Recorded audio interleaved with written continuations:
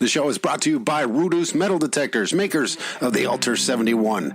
Discover new possibilities at rudus.com.pl.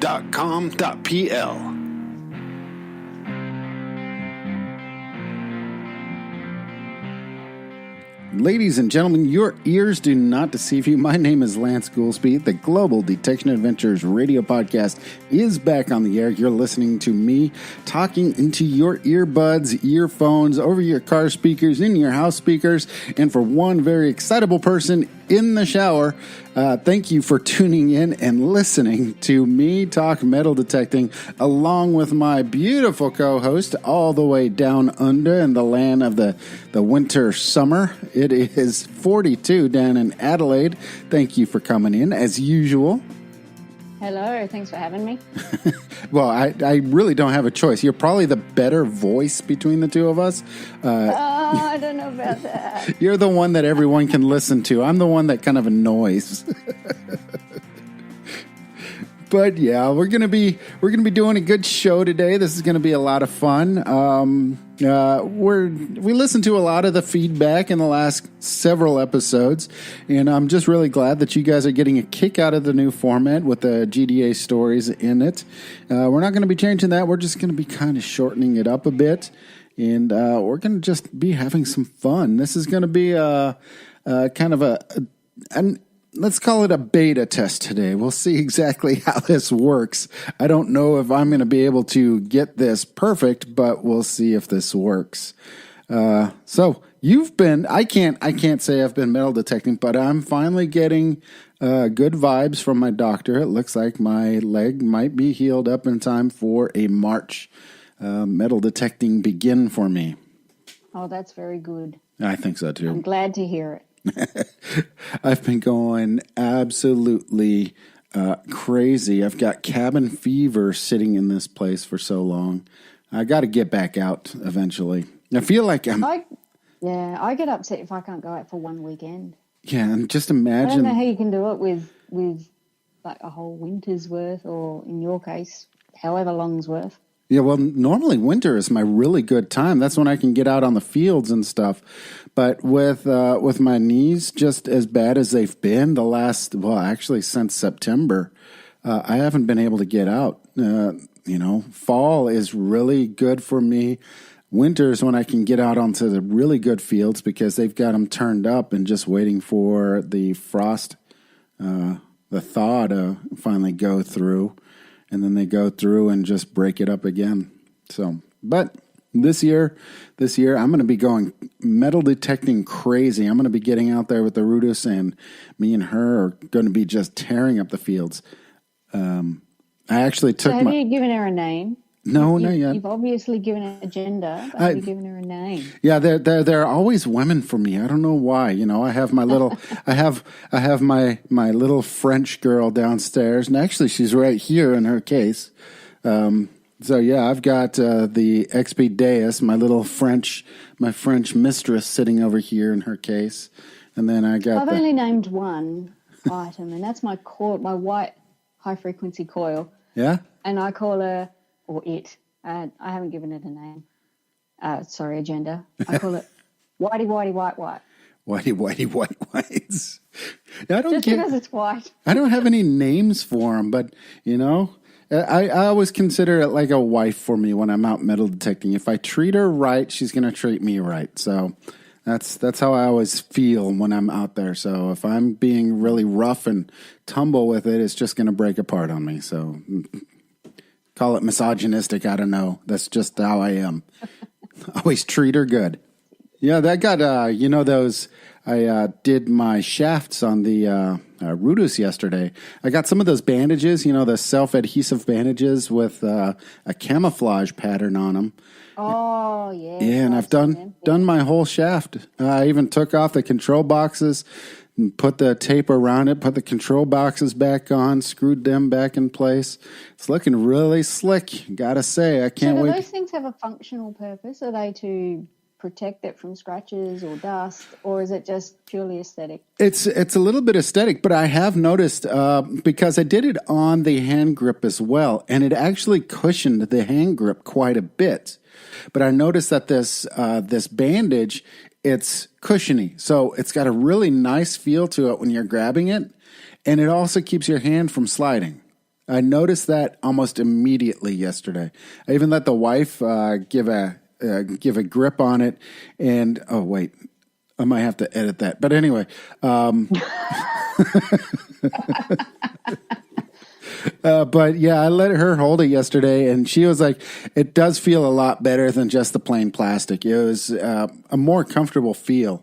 I don't think she's swinging the XP Deus when we go out this year, but yeah, she can't handle the heavier machines. Yeah, well, you have to put a photo up. Oh, I am. I'm going to be doing a lot of publicity stills for Rudus this year. Oh, good. And so there's going to be a lot of photo blah, blah, blah, blah. There's nothing like mouth sounds on a podcast. Anyway, I'm going to be doing a lot of publicity. You can edit that out. I don't edit. It's just so much more funny listening to it straight. But yeah, I'm going to be doing some publicity stills for Rudus and sending them off. And we'll see how the year kind of progresses and what the options for me are going to be with them as well.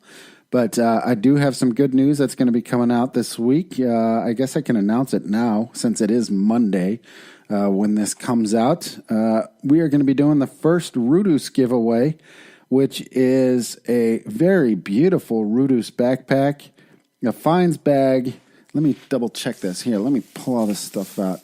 So we got a coil cover, a Rudus coil cover, Rudus ball cap, a Rudus fines bag, which is actually a really nice fines bag, and a couple other knickknacks, including flashlight bottle opener, because it's always good having a bottle opener with a flashlight on it for when you're drinking out in the middle of the dark. Yeah. We do that all the time, mate. This is Australia. That's Australia. Yeah, you guys get your vitamin and minerals from your bottled alcoholic beverages, just like the Germans do. Absolutely. See, Germans and Australians have a lot in common. But yeah, so we're going to be giving that away. Unfortunately, it's only going to be a European giveaway this time. This is the first one. It's just a small giveaway. It's only going to be for Europe. And for you Brexit people, the UK as well. I need to turn off that announcement. But anyway, yeah, we're going to be doing it for mainland Europe and for England as well. So there's going to be some news on that coming out, and it's going to be available. All the deets and dats and data and everything else is going to be on the GDApod.com. So you can check it out there. But awesome. How'd you go out? How'd it go metal detecting for you guys this weekend? You and John, I think it was, went out together, correct? Yes, John is my regular detecting buddy. John had a cracker of a day, which I think is fair because it was his birthday. True. That week. Yeah, and both of us missed it. He found about 9 pre-decimals. Whoa! Which is for the people who aren't familiar with pre-decimals in Australia, it was pre-1966. But at least 3 or 4 of those were 1800s.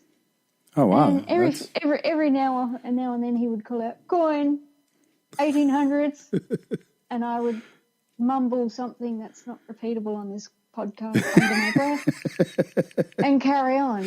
I found 1 pre-decimal from 1955. He also found a 1924 something dog registration tag. Ooh. I think it was in the shape of a love heart, which is one of the sought-after shapes I've been led to believe. And really, yeah, he did. Oh, he found some really nice things. The photos will be on the GDA website. Not GDA website. Sorry, the GDA Facebook group. I reckon he's posted them there. If not, they're on the DS Duo Facebook group, which is the one that we run together. Yeah, I'm sure they're there. Yeah, absolutely. And one of them was like a medallion of some sort. I actually didn't do any research on it, but the picture that he posted up said, circa 1866. So, I had a really, really interesting day listening to John call out, "Hey, I got this really cool find." It's great that he actually had a really good day. I think he had a really good for day. both of us just basically missing his birthday. Well, that's our comeuppance. Yeah, it my is. comeuppance at any rate. Yeah. So we'll be heading out again shortly. You mean like today, recording day? No. Tomorrow. Oh, okay. For me, anyway. So, I told him last night it's my turn. Let's go. Yeah. Well, you got to go out. You got to go. Show him up a little bit. Yeah. Well, he did say, "Who's going to find gold this weekend?" And I said, "Well, obviously that's me, because you had a weekend last weekend." You should head on down to, I think it's New South Wales. There's a lot of gold prospecting down there. Oh, New South Wales. Yeah. Nah, New South Wales is a little bit further than the post box for me. Well, yeah, that makes sense. But everything's a little bit further than the post box for you. Yeah, Victoria has got a lot of gold in it too. There's gold in South Australia where I'm from. Yeah, that's what I'm thinking. New South Wales. Isn't that? I am really bad on Australian geography, so bear with me. We got a whole lot of geography funnies coming up later on. But isn't New South Wales South Australia also? No. Maybe it's just the fact that it says South in it that it just trips me up. Yeah, New South Wales is East Coast. South Australia is Central. Oh, okay. So two different states. East Coast, so that'd be Sydney. Yeah, and Sydney is the capital of New South Wales. Okay, there we go. See? And Adelaide is the capital of South Australia. Okay. And you guys are seceding from the Union pretty soon, right? Going to declare yourself. You're going to declare yourself South Australia an independent country? Oh, no, that's just from Victoria. But yeah, that's one thing that we need to kind of talk about also in the upcoming shows. We're going to be teaching people Australian slang. Well, you are. So, if you say something during the show, everybody's kind of looking at it going, "What'd she say?" Then they can kind of make a call back to one of the earlier episodes. And we might actually be using this Australian slang as the giveaway, as the prize. Whoever can, figure out exactly what the slang is. Oh, no, I'm on the spot. But that's later on. That's not starting this week. Look, if anybody out there has no idea what I've said, if I've said something and they've just got, "I need a translation," feel free to email. Yeah, you can try Google Apps too, Google Translate. They do that live Google translating, so it might actually have English to Australia and Australia to English on it. So I'm not sure. But anyway. All right, shall we get into it? Yeah, let's do this. What do we got? Yeah. Finds from around the world. Every week great ones are found. Be ready to make all the other people mad, because you're the find of the week and they aren't. Okay, so find of the week this week goes to Ralph Michael for the Philip II AE17 Blanca. Now, he's posted that it's from the Cuenca Mint, and it was found on a California beach. The dates on this coin says that it's been minted between 1566 and 1576, and I just was amazed by the age of that coin being found at a beach. Yeah, and the fact that it's on a West Coast beach, as far as the settlers in the United States, none of us had actually gone out there. We didn't get over there until the 1800s. Now, this means, especially since it is a Spanish minted coin, that it had to be with the conquistadors that had come over and gone into Central America and South America.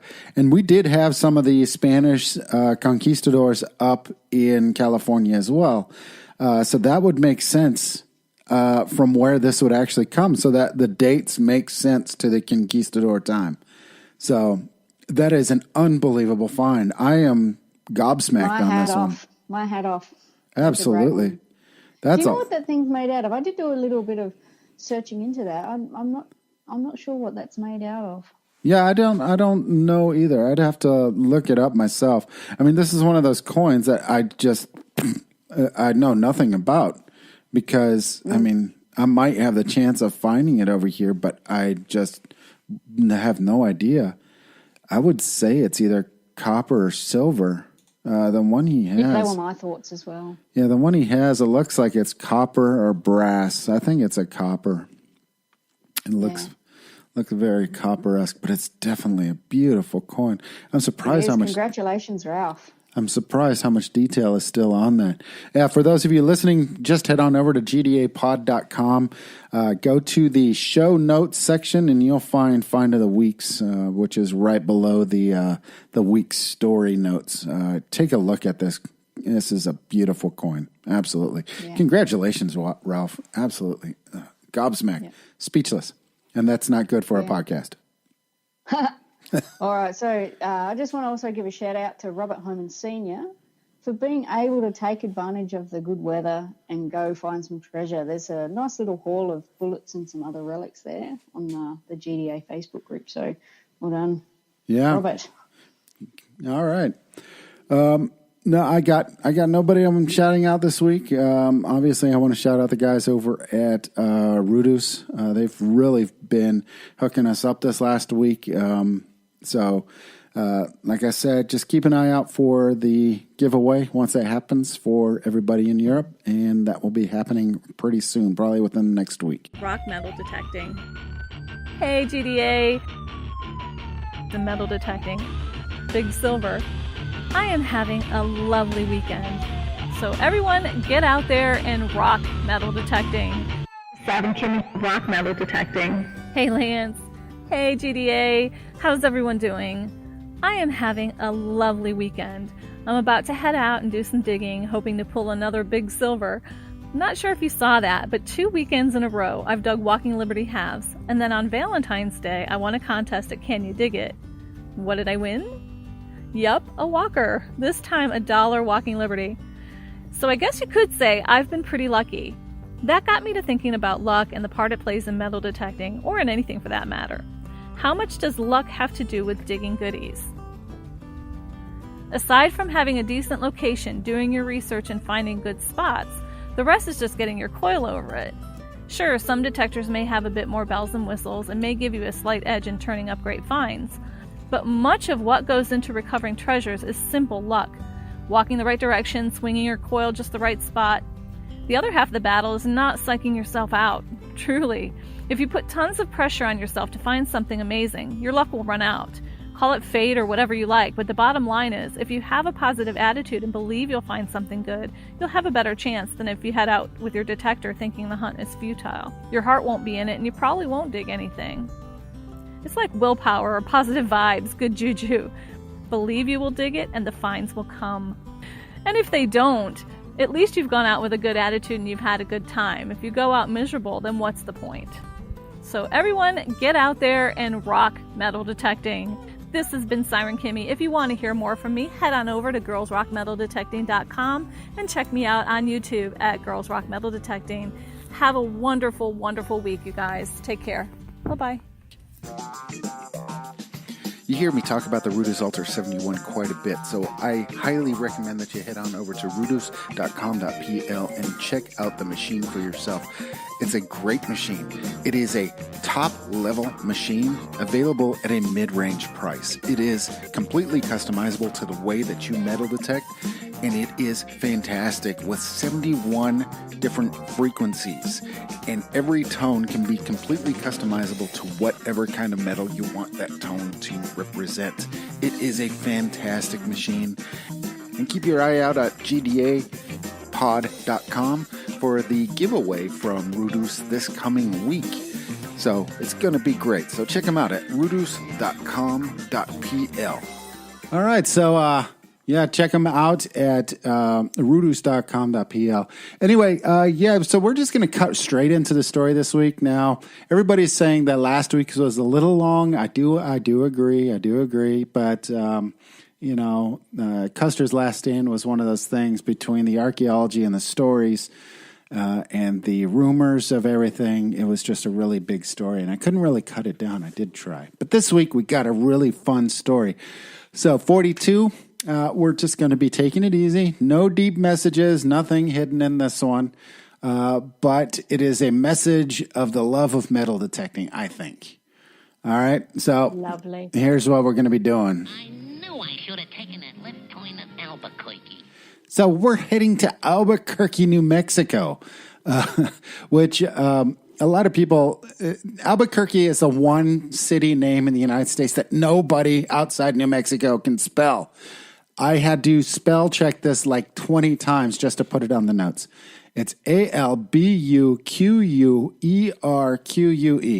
That's it. That's all you're getting from me. I'm not going any further.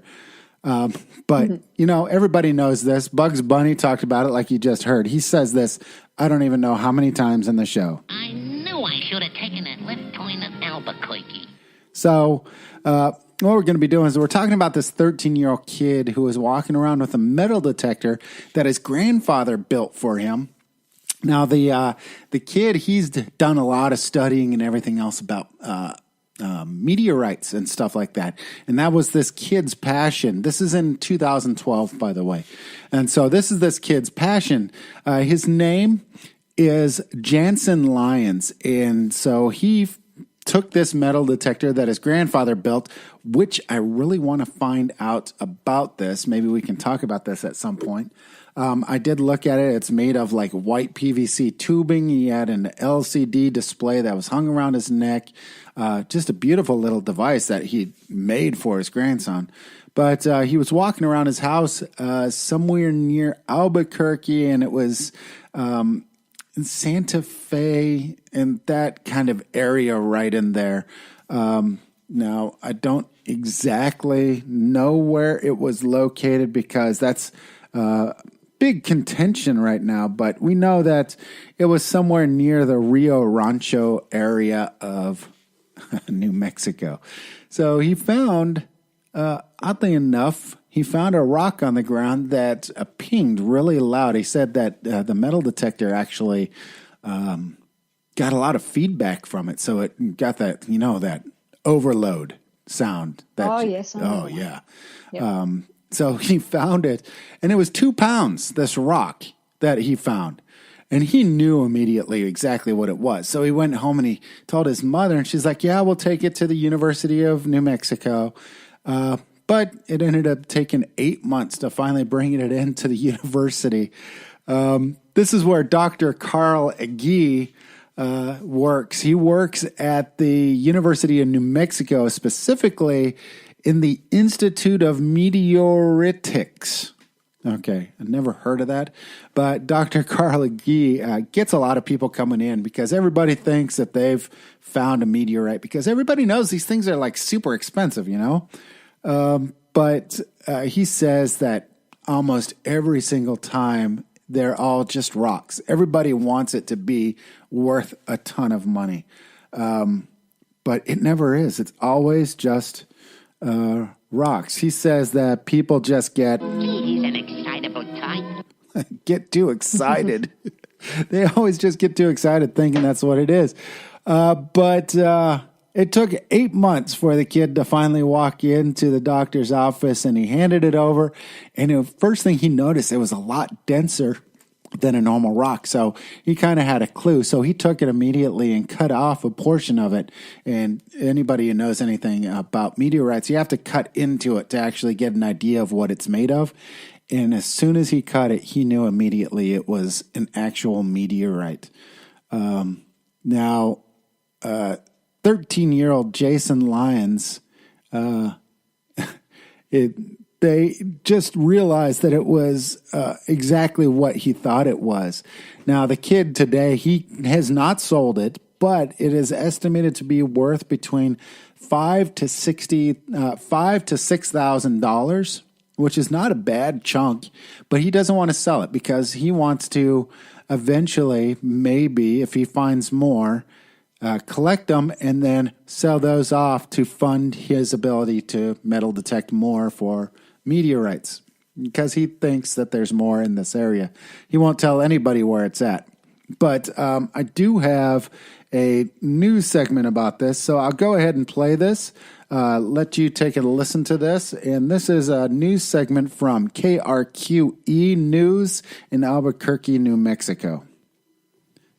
A Rio Rancho teen has made a remarkable find, something that's never been found before in the city, a meteorite.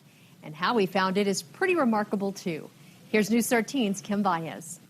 I saw a little black rock and I thought, that looks cool. Meet 13-year-old Jansen Lyons, a self-proclaimed meteorite buff.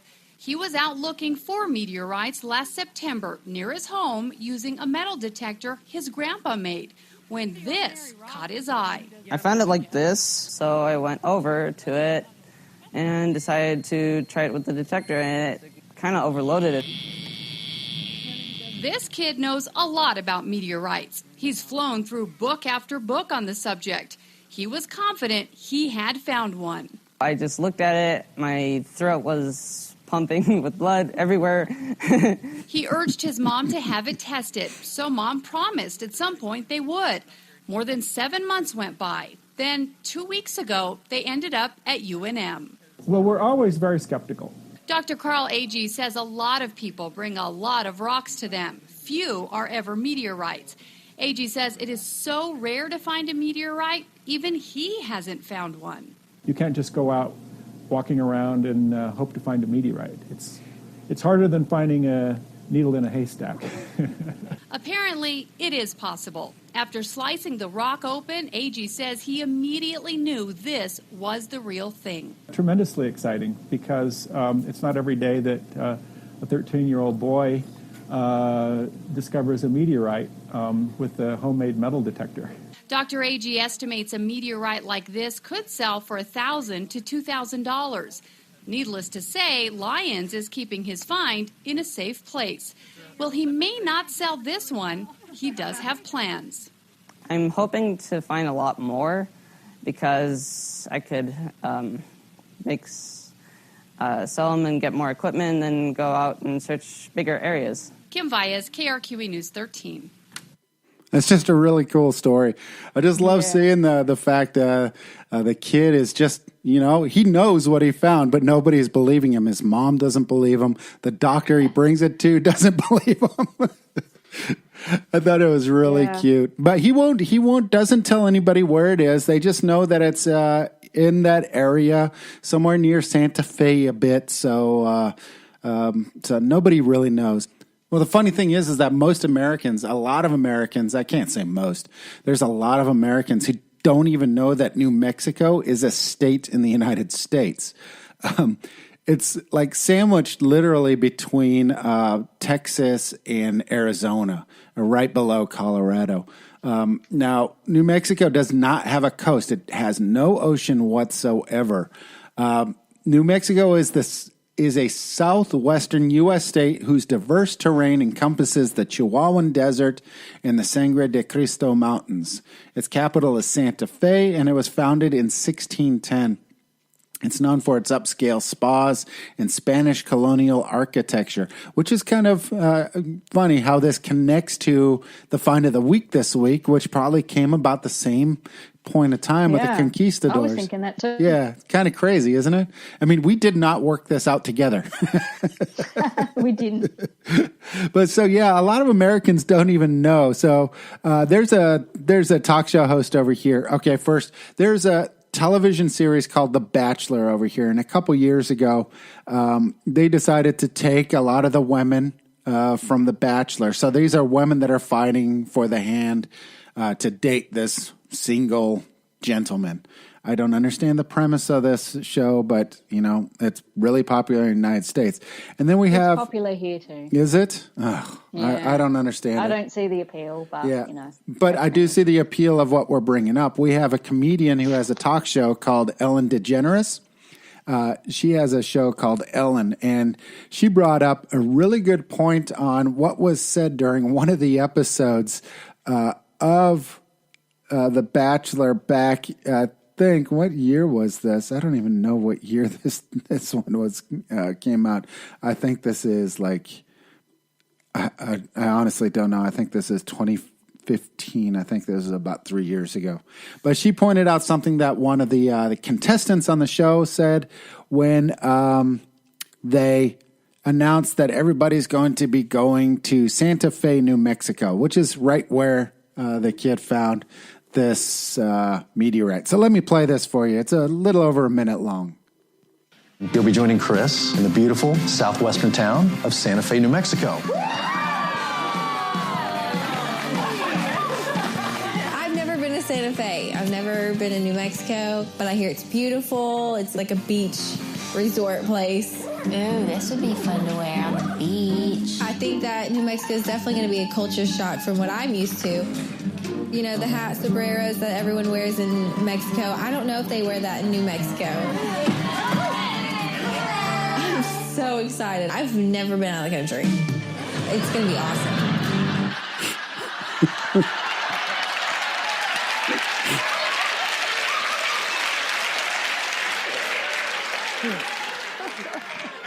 She's still never been out of the country. I love that little bit. But yeah, you know, those are Americans for you. So, yeah, that's the story of Jensen Lyons and his 2-pound meteorite found in 2012. I thought that was real fun. And I found all that other stuff about New Mexico and just had to throw that in there for everybody from around the world to listen to an American make fun of Americans talking about an American state. Yeah, that was a little bit wow for me. Back onto the meteorite one though. Yeah. That was great. Yeah. I'd love to find a meteorite. I would too. Have you ever seen one of the really bright ones come down, you know, a meteorite fall? No, I haven't been fortunate enough to see that or unfortunate enough to be in the spot where it came down. No, I've seen 2 fall. Now, everybody's seen the shooting stars and stuff. Those are meteorites as well. But it's very rare that you can see one does. They're meteors. Well, yeah, that's true. Meteorites are on the ground. You're right. Thank you so much. I'm not a space nerd. I should bring in Kevin, the guy from the other podcast. He's a space nerd. Oh, man, He watches every SpaceX launch. But I like my space stuff. Yeah, I do too as well. But now the one that I remember the most, I just saw one recently over here in Germany about a week and a half ago, surprisingly enough. Really bright, long. It lasted a good 3 seconds, super bright. But it was like a normal white, incandescent light bulb, white. But when I was in Kosovo in 1999, we were set up on a checkpoint on a rather busy road. It was the middle of the night because we were looking for people that were moving around illegally after what's it called? Curfew. Curfew, thank you. And all of a sudden, this light just started going across the sky, and we were like, what is that? It started off this kind of like an incandescent light bulb white, and then it got to the most brilliant blue I have ever seen in my life, and then pieces started falling off of it. And I'm just staring at this thing going, what is that? The sergeant in charge of us at that time, he flips out and he starts calling up a rocket strike up to the headquarters, and I tell him to shut up. But it ended up just being a meteor that had come in, and it was, I guess, rather large and right over our heads. I would say it must have impacted the ground, and it would have been about 15, 20 miles from where we were at, where it would have hit the ground. But it went across every visible portion of the sky directly over us with pieces flying off of it. It was the most beautiful color I've ever seen in my life, and I cannot describe it in any kind of accuracy that gives it even a bit of the brilliance that it was. Did you go to the site and see if you could? No, we couldn't. We were military, set up on a checkpoint, and sorry, Sergeant, just got to go over there. Yeah, we didn't. We couldn't see exactly where it was because that was the mountainous terrain where it came down. But I do know for a fact, watching the trajectory and everything else, I could calculate in my brain the fact that it had lasted so long in the atmosphere. It must have slowed down far enough where it could have impacted in the ground at some point out of sight. So there was no audio. No. There was no impact collision. No, it wouldn't have been that big where it would have been. Yeah, it would have been, does a bear poop in the woods kind of sound, It's one of those things where it went down, but it was small enough where it would have just only been heard locally where it happened. So, but yeah, that's one of those things. And from that day, I've really kind of looked into these things. And afterwards, I found out some of the prices of these meteorites. There's meteorites. There was a guy that had a meteorite somewhere in the United States. He'd been using a rock as a door prop on the front of his house for about 40 years. And somebody noticed it and said something to him. So he's like, well, okay, let's go get it checked out. It turned out to be a meteorite that was about 100. I think it was more than that. I think they said it was 10,000 years old, the meteorite, and it was worth $100,000. And the guy had been suffering financial problems too. So that part's not funny, but it's funny that he's had this thing propping up his door for 40 years. Yep. And it's worth quite a lot of money. Yeah, well, it ended up saving him, so he sold it off and he got out of his financial problems. But, it's one of those things. You never know what you got. That rock that you're walking over might just be a rock, but, 1 in a billion chance it could be a meteorite that's worth $5,000-$6,000. I know in their news report they said it was only worth $1,000, $2,000, but I did a bunch of other research on it, and they were estimating between $5,000 and $6,000 on every other site based on the type of metals and everything else that was in it. I suddenly have the urge to go to the Australian outback to look for these things. Well, there might be some out there.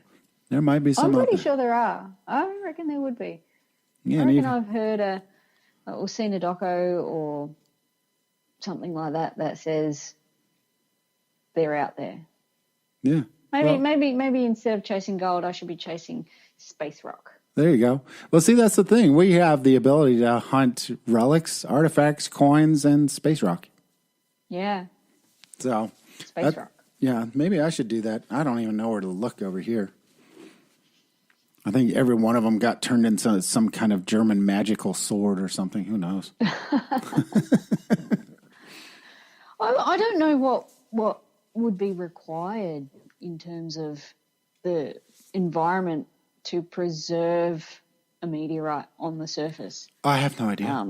Do you need a hard, solid, crusty ground, or I guess would it stay on the surface if it was in a nice field with some grass out there somewhere, or would it, once it hit the ground, would it penetrate? And I think it would penetrate and it would be buried. Then over time, it might come back to the top because of the density. But I just don't know. I just can't tell you that one. It's one of those things. It has to deal with the type of metals. I've seen some that are pockmarks. Looks like a small, moon that's cratered, but it's just the type of metal and the other kind of minerals that were in it when it entered. The lighter metals burnt off, and so it created those pockmarks. The one this kid had, it just looked like a flat rock. It's all it looked like. You'll see photos. I'll share the news report and everything. Don't worry. I'll share the news report and the photos right on the GDA website, GDApod.com. So make sure you guys check that out. Beautiful story. And to you, Mr. Lyons, congratulations. You're going to be about 18 years old now. So hopefully you haven't given up the hobby and you're out there metal detecting somewhere. So if anybody knows Jansen Lyons, make sure you give him a big heads up from the guys at GDA. Congratulations say hi to him. for me. Yeah. Tell him to come onto the show. We'd love to talk to him. Yeah, we'd love to talk. I'd love to talk to him. With our huge Santa Fe, New Mexico listeners out there. I'm sure all ones of them are listening right now. But you got anything else for the show? No, only where can we find you, Lance? Well, you can find me. You can find me personally on Twitter at Lance Goolsby, all one word. You can find GDA on Instagram. That's Global Detection Adventures. On Facebook, Global Detection Adventures. And then on any of them, use the hashtag GDA Pod. And we will see your posts. If you're finding stuff and want to share it with everybody, make sure you use that hashtag GDA post, especially on Instagram. 42 will catch that, and we'll share it across all the platforms that we got. And you can find us and contact us directly on gdapod.com, the website, the interactive portal for this podcast as well. But I think that's everything we got. Let's see. Yeah, just keep posting your finds. Yeah, keep definitely. Posting. We love seeing them.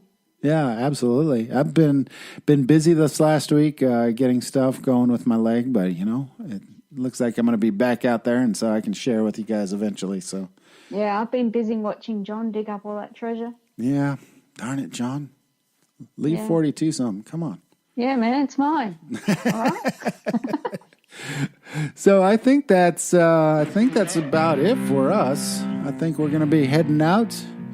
42 is going to be going out metal detecting this weekend, so I'm going to wish you the best of luck. Since I can't go, you can take my luck as well. All right. Wait, that might be a bad thing. Yeah. But that's it from me. Yeah, I'm going to give a big shout out to my parents back home. Dad, love you. Thanks for listening. And to everybody else, thank you for listening to GDA. You guys rock. Make sure you head on over to iTunes. Leave us a rating. Give us a review. Let us know how we're doing. Help us out on those rankings on iTunes. It really definitely helps. Make sure you check out all the other great podcasting the other great metal detecting podcasts out there. These guys are all doing a great job. All my love to every single one of them. Too many to name right now, especially since I don't have it written down on anything in front of me. So, all right, we'll see you guys in 1 week's time. And that's it from me. Yeah, we'll see you guys out on the field. Let's dig it up, y'all.